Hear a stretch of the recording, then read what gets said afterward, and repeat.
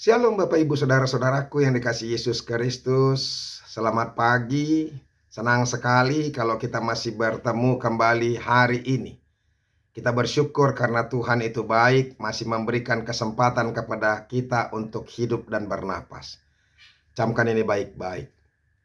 Tuhan menganugerahkan hidup ini kepada kita. Ketika Tuhan menganugerahkan hidup dan memberikan kesempatan kepada kita, mari kita pergunakan dengan sebaik-baiknya. Jangan ada orang yang hidup dengan sembarangan. Jangan ada orang yang hidup tidak seturut dengan kehendak Tuhan. Tuhan akan menghukum kita.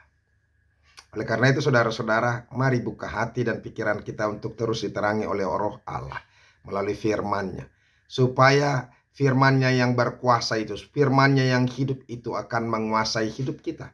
Sehingga kita akan dimampukan untuk menghadapi apapun yang sedang terjadi dalam kehidupan kita. Amin. Bapak Ibu Saudara-saudara, firman Tuhan yang menjadi renungan buat kita hari ini, yaitu yang diambil dari Yesaya pasal yang ke-45, ayat yang ke-12. Tetapi sebelumnya marilah terlebih dulu kita menyerahkan hati dan pikiran kita untuk diterangi oleh Roh Allah. Mari kita berdoa. Kasih karunia dan damai sejahtera dari Allah Bapa dan dari anaknya Tuhan Yesus Kristus itulah yang menyertai hati dan pikiranmu sekalian. Amin. Bapak Ibu Saudara-saudara, Yesaya 45 ayat yang ke-12 dikatakan demikian. Akulah yang menjadikan bumi dan yang menciptakan manusia di atasnya. Tangankulah yang membentangkan langit. Dan akulah yang memberi perintah kepada seluruh tentaranya. Demikianlah firman Tuhan. Bapak Ibu Saudara-saudara, apa yang mau dikatakan oleh firman Tuhan buat kita? Yang mengingatkan, menyadarkan, supaya kita mengerti apa yang mau Tuhan maksud kepada kita. Melalui firman Tuhan ini dikatakan kepada kita saudara-saudara bahwa Tuhanlah yang berkuasa. Tuhanlah yang berdaulat atas kehidupan kita. Dan kita tidak punya hak untuk bertanya, apalagi berbantah kepada Tuhan. Kita tidak punya hak sedikit pun untuk menolak, untuk tidak setuju, bahkan marah dengan apa yang Tuhan lakukan. Sebab apa yang dikatakan oleh firman Tuhan ini saudara-saudara, akulah yang menjadikan bumi dan yang menciptakan manusia di atasnya. Tangankulah yang membentangkan langit dan akulah yang memberi perintah kepada seluruh tentara. Jadi Tuhan yang apa? Yang menjadikan bumi, membentangkan langit, yang menciptakan manusia. Lantas apakah hak kita?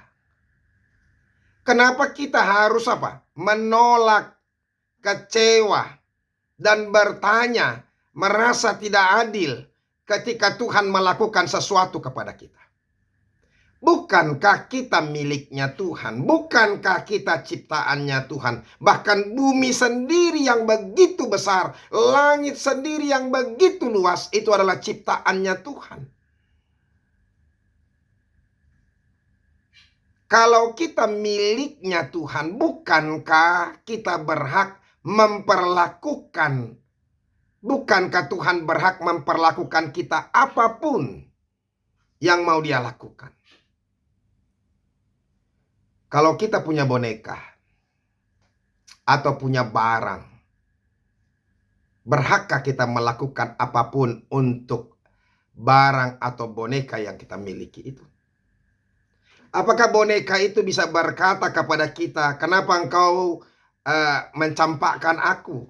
Kenapa engkau membiarkan aku kena hujan? Kenapakah engkau membiarkan aku kena lumpur? Tidak ada hak boneka. Karena kitalah yang memiliki boneka itu. Kitalah yang memiliki barang-barang kita. Apapun yang mau kita lakukan terhadap barang kita itu atau boneka itu tergantung kepada kita.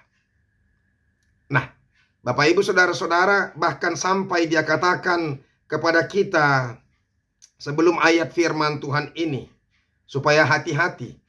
Jangan ada orang yang berbantah. Jangan ada orang yang menolak. Jangan ada orang yang protes dengan apapun yang Tuhan lakukan kepada kita. Coba lihat ini. Celakalah orang yang berbantah dengan pembentuknya. Celakalah orang yang berbantah dengan pembentuknya. Benar dong. Celakalah kita. Kenapa kita berbantah kepada Tuhan? Siapakah kita? Itu sampai dia katakan seperti ini. Inilah kita. Dia tidak lain daripada beling periuk saja. Ada kata lihat berkata kepada pembentuknya, apakah yang kau buat? Sama seperti kita mengatakan kepada Tuhan, Tuhan apa yang kau buat kepadaku? Kenapa engkau melakukan yang tidak adil kepadaku? Kenapa engkau membuat hidupku susah? Kenapa engkau membiarkan orang-orang melakukan yang tidak benar? Kenapa orang-orang memfitnah aku? Kau biarkan begitu saja. Di mana keadilan bagiku? Saudara-saudaraku, saya mau katakan kepada kita, kita tidak punya hak. Sama seperti dikatakan, celakalah orang yang berkata kepada ayahnya, apakah yang kau peranakan? Dan kepada ibunya, apakah yang kau lahirkan? Kita tidak punya hak kepada orang tua berkata, kenapa engkau yang menjadi ibuku? Kenapa engkau yang menjadi ayahku? Apalagi ketika ayah kita miskin. Ketika ibu kita ya tidak bisa berbuat banyak kepada kita. Kita tidak punya protes. Kita tidak boleh protes. Kita tidak punya hak untuk melakukan apapun. Kita hanya bisa menerima saja. Saudara-saudara, kelahiran kita tidak akan bisa kita apa? Kita apa-apakan. Tidak bisa kita tolak. Tapi masa depan kita yang bisa kita apa? Kita desain. Nah, Bapak Ibu saudara-saudara, demikian juga dengan Tuhan. Tetapi yang kita harus ingat, tadi saya katakan, kalau kita memiliki boneka, kalau kita mau tunjang boneka itu, kalau kita mau campakkan boneka itu, kalau kita mau buang boneka itu, bolehkah? Boleh. Tetapi saudara-saudara, Tuhan melakukan yang terbaik dalam kehidupan kita. Kalau kita mencampakkan boneka, berarti kita sedang membuang boneka itu. Kalau kita buang boneka ke sungai, kita campakkan seperti itu, artinya memang sudah kita tidak suka. Kita sudah tidak membutuhkan itu. Berbeda dengan Tuhan. Kalau Tuhan mencampakkan bangsa Israel ke Babel, bukan berarti Tuhan sudah tidak suka dan mau membinasakan kita. Tidak. Tapi Tuhan mau menyekolahkan kita. Menyekolahkan kita yaitu di sekolah dunia ini. Sekolah apa? Sekolah kehidupan namanya. Sekolah rohani namanya. Supaya kita bisa dididik dengan baik. Supaya kita bisa mengerti apa yang Tuhan kehendaki. Nah, sama seperti bangsa Israel yang harus dihukum oleh Tuhan melalui Babel. Dan hari ini saudara-saudara, Tuhan juga memakai apa? Memakai Kores, yaitu Raja Asyur yang tidak percaya itu. Dia katakan demikian ayat 1. Inilah firmanku kepada orang-orang yang kuurapi. Kepada Kores yang tangan kanannya kupegang. Supaya aku menundukkan bangsa-bangsa di depannya. Dan melucuti raja-raja supaya aku membuka pintu-pintu di depannya. Dan supaya pintu-pintu gerbang tidak tinggal tertutup. Bapak Ibu saudara-saudara, Allah bisa memakai siapapun. Termasuk orang-orang yang tidak percaya untuk mendatangkan kebaikan kepada umat pilihannya. Allah bisa memakai Babel untuk mendidik umatnya. Yaitu di situ terbuang mereka. Allah juga bisa memakai Kores yang tidak percaya itu untuk mengembalikan mereka. Bapak Ibu saudara-saudara, inilah caranya Tuhan. Yang jelas kita harus turut. Kita harus taat.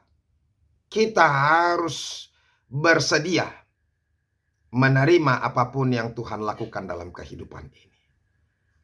Karena kita tahu bahwa Allah kita itu adalah Allah yang baik. Allah yang turut bekerja untuk mendatangkan kebaikan bagi setiap orang yang percaya kepadanya.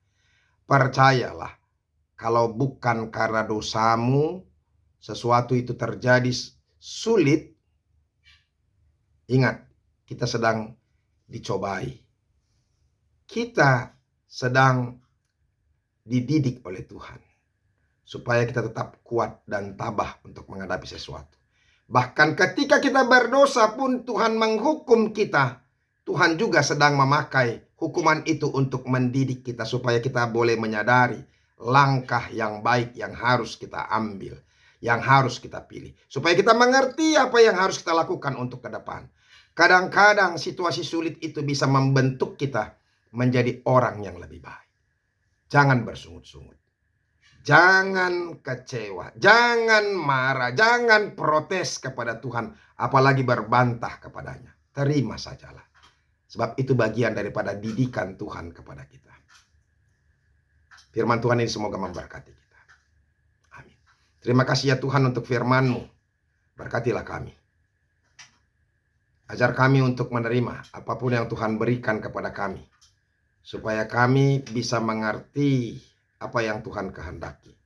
Kalau ketika kami salah, kami mengalami hukuman-hukuman daripada Tuhan, biarlah kami boleh menerimanya sehingga kami bisa berbalik ke jalan Tuhan yang benar. Terima kasih ya Tuhan. Dalam nama Yesus Kristus kami berdoa. Amin. Bapak Ibu Saudara-saudara sudah dengarkan firman Tuhan. Mari terima apa yang Tuhan lakukan kepada kita. Dan kita tidak punya hak untuk membantah. Kita tidak punya hak untuk protes kepadanya. Karena Tuhan yang berkuasa dan berdaulat dengan kehidupan kita. Ikuti saja apa yang Tuhan inginkan. Tuhan Yesus memberkati kita. Sampai ketemu besok. Salam.